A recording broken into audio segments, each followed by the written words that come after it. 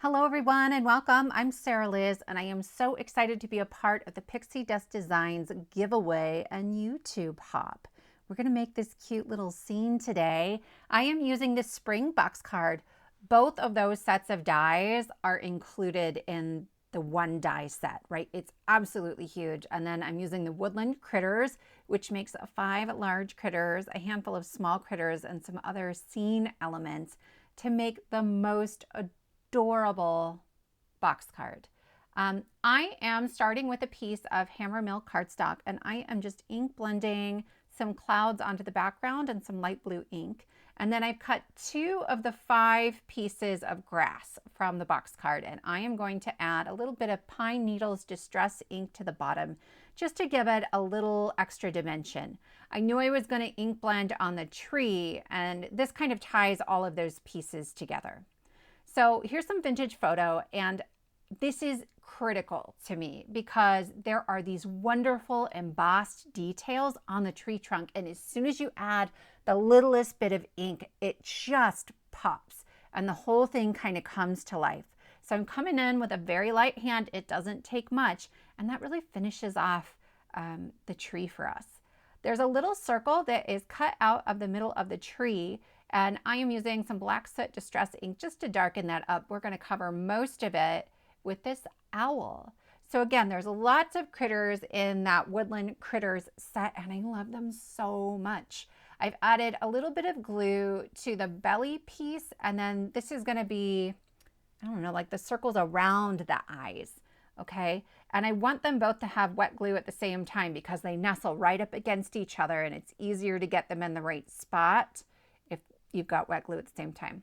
Then the beak and the feet and the eyes are all connected on the same die. I love how Pixi Dust groups their dies together because I would lose a die that was cutting out just one at a time, or just the eyeballs. Like, I can't handle it. The die does leave an impression on like the white cardstock there for where the eyes go. So like I wouldn't have thought to put them at that slight tilt, but it works perfectly. And then here I'm working on the porcupine, the hedgehog. I mean, I guess depending on size and scale, it could be either one, unless there's something sciencey that I don't know, which is highly likely. So if you know what this is, let me know. I'm going to go porcupine. I think porcupine. I have added just a little bit of black marker, like for the eyes of the owl and for the eyes and nose here of our porcupine, because that way I don't have to cut it out of a whole bunch of different colors. It's easy enough. And I will just add those with my wet glue. And then I'm going to assemble this squirrel in pretty much the same way. While we're assembling more of our critters and the scene elements for our card, I want to tell you about the giveaway. Pixi Dust Designs is giving away a gift card to someone from every channel along the hop. I know. And if you haven't heard of Pixi Dust, that's because they're pretty new. They started last summer and they have the cutest dies. I fell in love with them when I first saw them in the fall. So if you want to find the other channels on the hop, you can click on the hashtag that is in the title, or you can open up the description box and there will be a direct link to all of the channels. And so to be entered to win, you need to enter by April 30th, okay?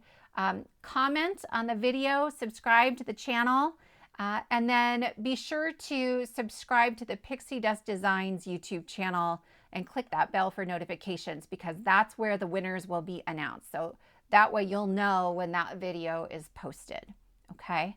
So I am just putting together our little bird here, and it's really quick and easy. Again, I always know where the pieces go because I have the impression from the die that kind of outlines where each piece fits. On this little beak, I put a little dot of glue and then I went in with my pokey tool. I have a very sharp pokey tool. And I just like removed a tiny little hint of that glue so I don't have a hot gluey mess absolutely everywhere. I love assembling dies. If you found me because you're hopping through the channels, welcome.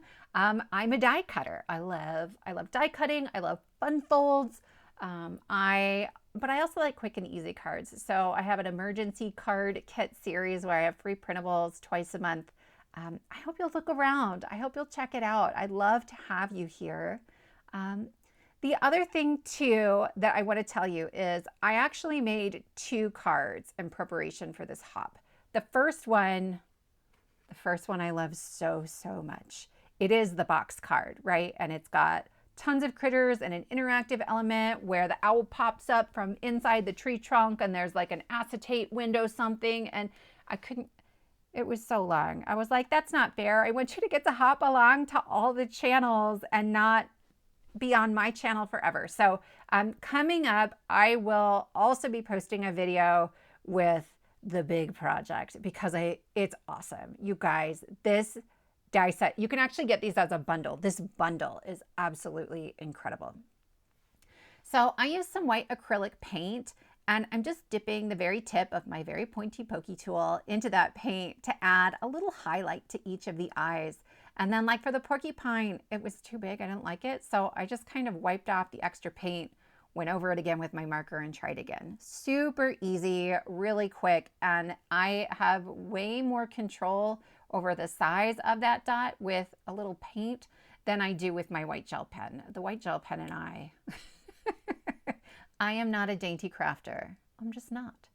So I have added glue to just part of the back of my tree trunk. I kind of flipped it over and made myself some pencil lines. So I didn't glue my card to my craft mat. That could happen too. Any day. That could happen any day of the week. And then I will add the center to the inside of my tree. I took that to my trimmer off camera and I just cleaned up the edges, all the extra that was hanging off. And I will add my owl to the hole in my tree. And here are my 2 pieces from my box card. So again, the box card is big and you wouldn't have to use it with the tree, but it's longer than my 5.5 inches of card. So I kind of layered the 2 pieces on top of each other to make sure I had as much as I wanted showing of that background piece. I didn't want it to get lost there.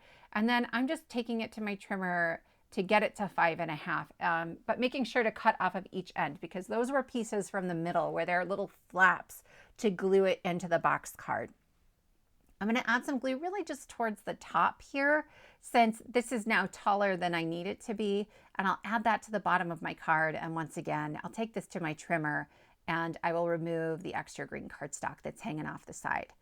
I spent about 87 years trying to figure out where I wanted all my little pieces to go. I don't know about you. It takes me forever, but I'm pretty happy with where everything is kind of laid out on the card right now. So I'll start tacking everything down with my glue. I put my bird in the tree, and then these little ladybugs, I liked kind of climbing up the tree and one of them hanging ever so slightly off that left-hand side. I like the idea of a scene that feels like it extends off the edges of the card. And then this little squirrel, I am actually tucking behind the first row of that grass, right? Like the glue didn't go all the way up the grass, just part of the way so that I could do that. I knew I wanted to. And then here with my little mushroom, I'll tuck that one behind there too and let my porcupine kind of overlap him ever so slightly.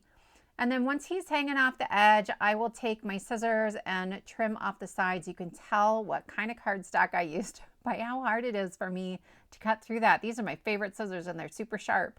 So then I'm gonna finish this card off by adding a stamped Wish Big to the top right corner. It fits just perfectly there. It was the perfect size. And that will finish this off. I'm going to add it to an A2 top folding landscape card using my Beacon 3-in-1. My hammer mill is 80 pounds, so I didn't want to warp the paper at all. This is a solvent-based glue, and it gives me some good wiggle time. I'll just press it on 2 edges against my flat surface here to make sure everything is all squared up. And that finishes off our card project for today. And then I'm going to give you a quick sneak peek of the other card I made using this same die set. Stay tuned. Click the notification bell if you want to be notified when that card is coming up. Thank you so much for joining me. Please check out the other stops along the hop, and I will see you next time.